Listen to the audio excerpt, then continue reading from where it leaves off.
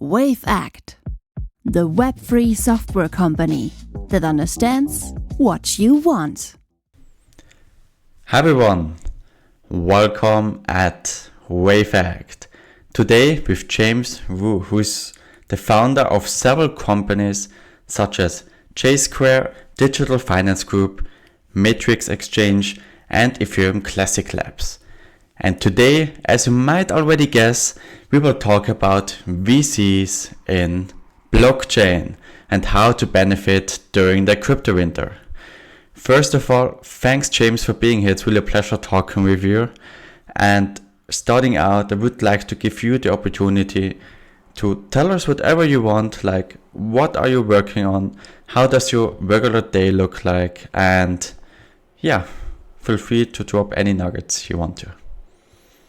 Thank you, Kevin. Hello, everyone. This is James Wu from DFG and Jsquare. So, basically, we are a crypto investor in the industry for the past 7 years. I started DFG back to 2015. Unlike the other VCs, my family gave me a lot of support, so we don't raise any outside LPs. So it's 100% our own capital. It's more like a private companies. So we invest into a bunch of startups first, including companies like Circle, LedgerX, Brave, Jsquare, and a few others, more like, because that 2015, 2016 is pretty early stage in crypto. So mostly we invest into different exchange and also the Bitcoin use cases. During the bull run of 2017 and afterward 2018, we start to invest more on the layer one side because we realize, there's so many applications built on Ethereum stuff from 2017. We realized that it's Bitcoin itself, only Bitcoin is not just enough. So we think the other layer one, is definitely have a room to grow in the future. So we decided to invest them. So we invest into a lot of great ones like in the early stage like Polkadot, like Near and a few others. We think this kind of infrastructure is very, very important to the crypto industry. So we definitely keep a close eye on the investment in whether that's a layer one protocol or other centralized solution providing infrastructure. The other part where we do investment is more about applications. During the last bull run, we invest in a pretty diversified way in different sectors like DeFi, NFT, Metaverse, GameFi, and a few others. So overall speaking, DFG currently manage somewhere around $1 billion with all different kind of tokens and NFTs. And there's another fund called Jsquare, which is a very new fund established last year by myself and my friend and colleague Joanna. So she was actually in Huobi in the past few years. Then she joined DFG in 2019 and working for us in the past three years. And last year she decided to leave, and we started a new fund together called Jsquare. That fund is slightly smaller. It's $150 million AUM, focused more on the early stage investment and the innovation applications. So that's where we are right now. Wow, very interesting. You said you invested on the infrastructure side mostly in L1s. What do you think, if I might ask it now, about layer 2s, rollups, and that kind of infrastructure? What's your opinion about that? Yeah, I would say that's super important, right? So, for the infrastructure or the protocol side, scalability issue is really the key issue from the very beginning of the industry, right? So in 2017, during the bull run, people realized if most of the application, to be honest, don't need that kind of really high TPS per second, but there's a certain amount of application definitely need that. So in 2017, we realized, Ethereum is crowded, Bitcoin is crowded. So we realized we have to solve the scalability issue, right? So in 2017, there's a bunch of ways about hard fork, right? You got a bunch of Bitcoin hard fork and moving forward, and then we have other layer ones try to solve the scalability issues, right?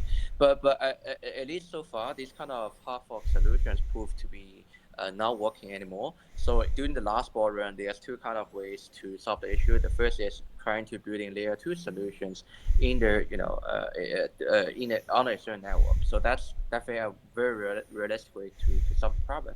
The other is the other potential solutions that building a wholly new ecosystem and trying to use a new solution to solve the problem, right? But at least so far, I guess Ethereum still dominant market, have the most of the developer and project built on top of it. So definitely something Ethereum and plus layer 2 solution will be kind of the mainstream solution to solve the scalability issues in the near future. That's my prediction right now. Okay, interesting. So from our investment standpoint, was there a particular reason why you preferred alt L1s instead of let's say layer 2 solutions? Yes, I think because the ones we invest in the layer ones, they are not just solving the scalability issues. They are more like for example, Polkadot. They are not just like solving this part of the problem, and there's other problem is about cross chain, right? So you have all these kind of protocol coexist together for the long time. Then you have to find out the cross chain solution, which is secure. With all the bridge being hacked during the last bull run, it's almost proof that the bridge is the wrong business model, so it's not going to work. And but finding out a solution like that, like Cosmos Polkadot, is definitely important for the project. So that's the other part of the question or problem in the protocol space that we invest. And Near is also the one we invest. It's also actually a different solution. It's about sharing, right? So it's also different than what exists right now. So that's the reason why I'm not saying solution like Avalanche and Solana, they don't have room to grow, which they do have a chance to succeed, but it would be very hard because they are trying to directly competing with Ethereum plus layer 2. So basically they are trying to solve the same problem. But speaking of like your other solution like Cosmos and Polkadot, they are working on a whole different kind of scope. So which means they are not directly competing with each other, which also have their own potential to grow in the future because they are definitely solving the different problem. Hey, fully agree. It's always better to not directly compete with, let's say, a company or at least a solution that's already out there in the market and widely used, because you always need to be much, much better to actually overcome that barrier and, grow past that. Well, that's super interesting. Thanks for these insights, James. As you mentioned before, we had now several bear markets in crypto. I would also state now that we have now, due to the macroeconomic situation, plus all that what happened in the last couple of months or last year, one of the more, let's say, harsh crypto winters. But please disagree with me if that's not the case. How would you define it to someone who has never heard of it, just to get everyone on the same page in the very beginning, and then we will dive deeper into it? No, Kevin, I think I totally agree with you. I think the worst probably bear market. I have go through this. This is my third bear market in the crypto space.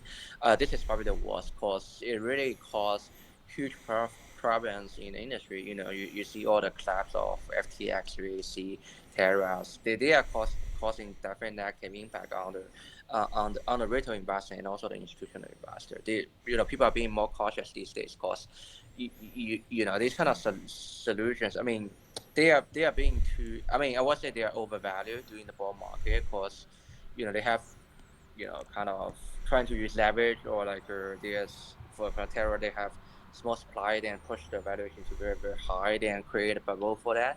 And then once the business and then business model itself cannot last for long, right? So if you over leverage for the investor, or if you are creating 20% yield for US dollar, that's not going to last long for. And if you're moving people's money, for example, like FTX, that's not going to end up doing well. So this is probably the worst. It's causing really big problems. But I think so far, during the bear market, I think we see more like a chance than we see more chance in the bear market because right now in the last two bull market, we don't bull market and bear market. We see all the kind of the application is very very simple. It's just like Ethereum there, and then you build a bunch of the app on top of that. That's 2017. In 2014, 2013, that's even easier, just Bitcoin. So right now we got very very complicated or diversified kind of crypto market with all the people participating in that, during the last quarter, right? You basically have all the industry like DeFi, GameFi, metaverse that's reached out to the every part of the traditional industry, right? In the financial system, in the gaming industry, in all of that. So everyone start to know about the crypto industry, and a lot of people are actually participating in the crypto industry. So probably like 4-5% of people are on Bitcoin or crypto so far. So I guess for the next bull run, then we will have it could be could be the last chance for us to really get into Bitcoin or Ethereum in a very very cheap price. And for the next bull run, then we have billions of people kind of holding crypto. Then that's it, right? It's pretty much like the internet. And so that's why I think bear market so far is actually with also the overall policy being slightly aggressive. I would say the Federal Reserve being slightly aggressive and push the price to lower. So I think that's actually a good opportunity for the investor, whether institutional investor or retail investor, to buy Bitcoin, to buy Ether, to get a chance to move into the crypto industry in a very low price. So that's even a more like a chance than worry too much about it. Yeah, fully agree with that. And you just talked about FTX and basically also the investment industry, the funding industry. How do you think, or what's your, let's say, viewpoint on how VCs in general have been impacted by all of this? Sure, I think it would be largely impact. Several VCs they have exposure to the FTX, that's direct impact, and that's the first. The second is really a lot of VCs follow the investment of FTX. They invest heavily into Solana ecosystem. They take a really big setback, and even if you have zero exposure to Solana ecosystem, you have zero exposure to FTX. People like us, like we don't have exposure to that, and we do invest into Solana project, but that's really 2-3 of them very small ticket size. But we also being impacted because the price of the market goes down, right? So we indirectly also being impacted by the FTX situation. So I think VC right now is being very very cautious.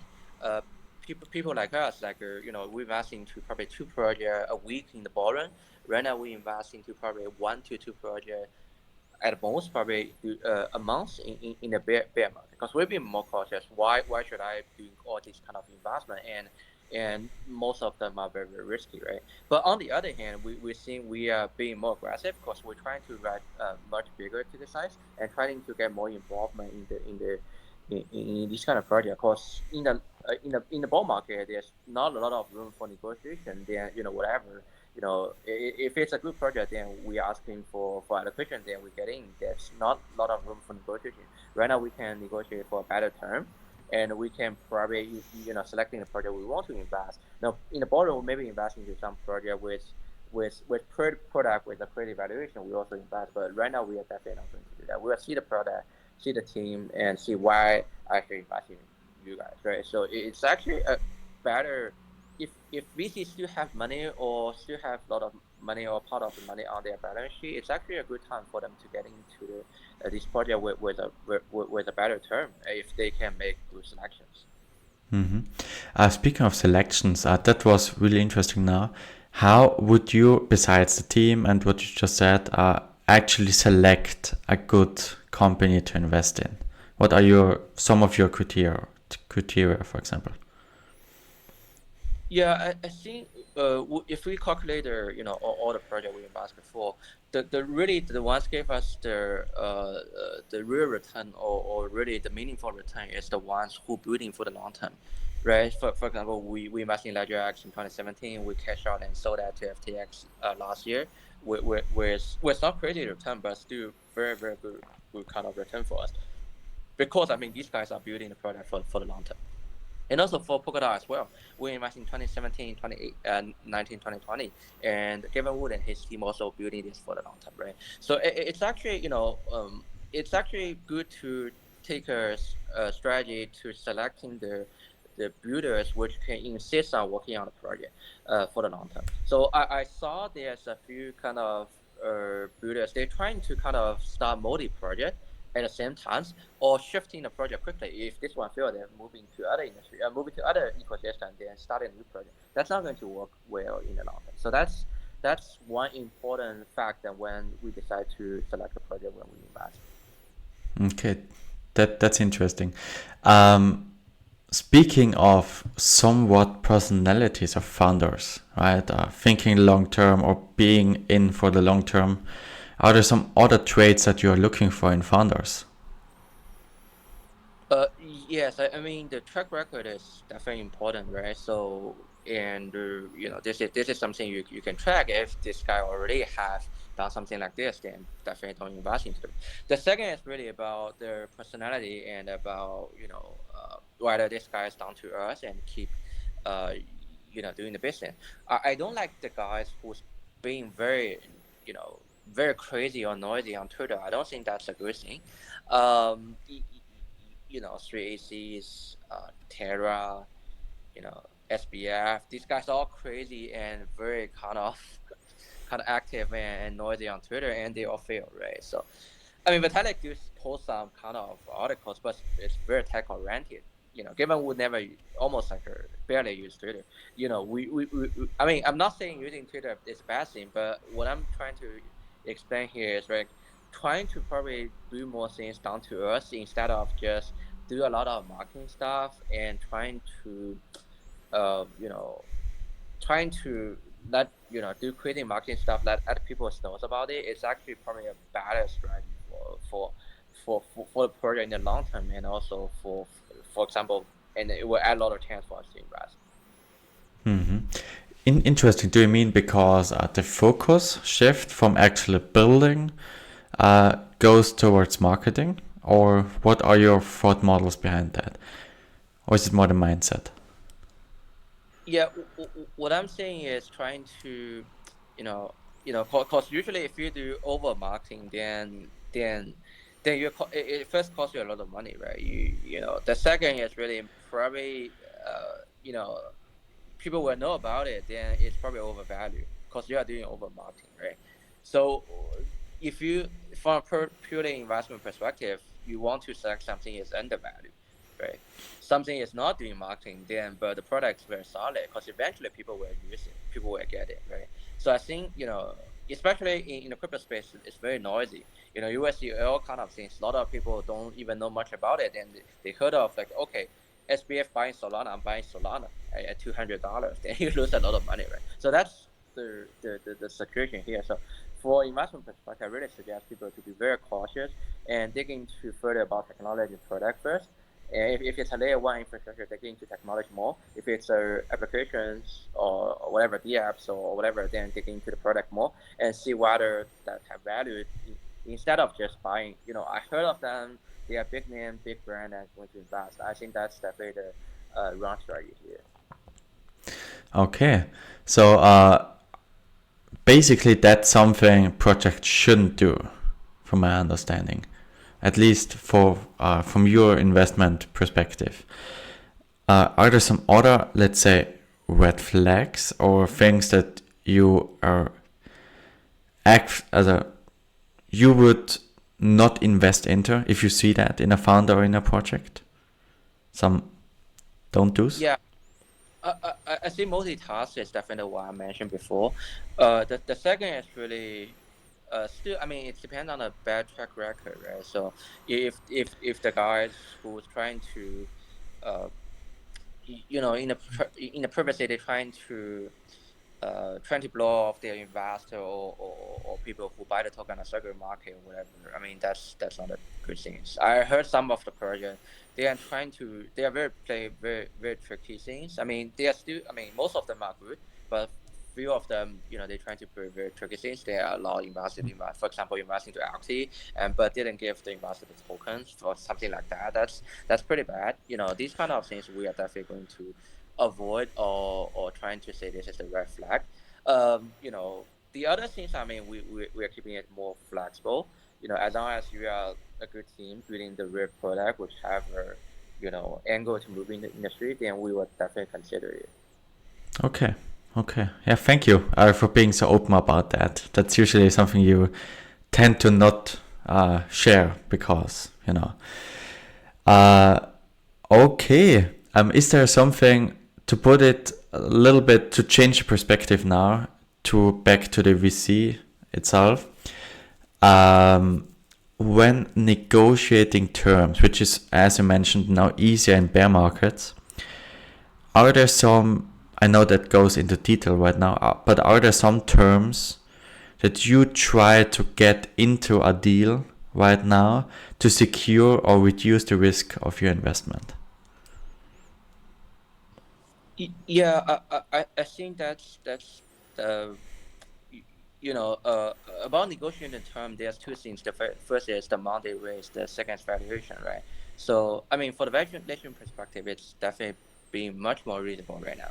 And for the but we also care a lot about the amount they raise because cash flow is super important in the bear market. Nobody knows how long will the bear market. I mean, I predict next year we will have a very better overall environment, but nobody knows. Maybe next year still the bear market, right? Then you have to prepare at least probably 2 years of runways to make sure the project survives, right? So, of course, I mean, for the previous project we invest, some of them are really decent project, but they are short of cash. We'll definitely give them some support and also introduce them to other good VCs to give some support. That's definitely something we want to save and make sure they survive in the crypto windows. The other thing is really about with new investment, we'll be more cautious. We invest into more on the mainstream kind of project, and because that gives us more safety and certainty that they are not going to die in the bear market since they are big enough and we invest into a lot of money, then they will definitely survive. For the small projects, we are also asking them to you can dilute in a little bit more, but you're gonna make sure you have enough cash to survive the crypto window. Otherwise, it's very, very risky for VC to invest. Okay. Yeah, thank you. James, do you maybe have, let's say, 3 key takeaways for either founders or VCs watching this that would maybe summarize the whole podcast right now? Or let's say some of the most important aspects of it. Yeah, sure. The first is definitely, I would say the first is own your private key and being self custody, and that's probably the number one important things. Otherwise, I'm not saying all the centralized platforms are bad, but it's still risk there, right? It's not your key, not your money. The second is really about doing due diligence by yourself, and it's really important about not following these kind of big name. I don't like that strategy. For example, doesn't mean like the big brand have good returns, and also we can see all these kind of big players fail in the market. So definitely do your own research, do your own due diligence instead of following others. The last I would say is be more brave, in a bear market, because I feel like people being too aggressive in the bull market and too cautious in the bear market. So for the people who being too cautious, just being more brave in the bear market. Since we're turnover in the next few years, we still have a very bright future for the crypto industry. Love it. Hey, thanks, James. From my point of view, I learned a lot. Thank you for coming on to this show. And I would say anything else you want to drop here about your company, about your projects, please feel free to do so. Otherwise, I will put all of James' links into the video description. And yeah, would say thank you for being here. And yeah, talk soon. Yeah, thank you, Kevin. Thank you. Wavect, the web-free software company that understands what you want.